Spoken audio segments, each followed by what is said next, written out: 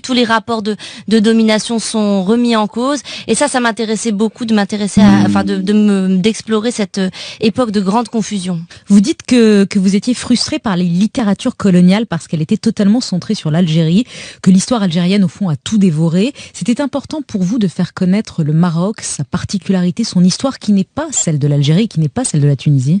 Oui, bien sûr, c'était important pour moi, et puis surtout je trouvais que c'était très intéressant. Je trouve que le Maroc est un territoire romanesque absolument passionnant parce qu'il y a des personnages historiques hauts en couleur, il y a beaucoup de panache, beaucoup de complexité dans ce qui s'est passé au cours du XXe siècle au Maroc, et je trouvais ça un peu effectivement frustrant, un peu triste que les gens n'aient pas conscience que ça n'est pas la même chose que l'Algérie, ça n'est pas la même chose que la Tunisie, mais c'est vrai que cette histoire algérienne, par sa douleur immense, par sa complexité, elle a un peu tout dévoré. Mais d'ailleurs, vous savez, il y a cette expression très banale, on l'utilise tout le temps, on dit d'une personne qu'elle est d'origine maghrébine. Et moi, souvent, je me dis qu'il y a une forme de violence dans cette expression. Ça veut dire quoi, d'origine maghrébine? Comme si on était tous les mêmes, dans le même sac, mais ça n'est pas vrai. On est tous très différents par notre histoire aussi. Nos sociétés sont très différentes. La question du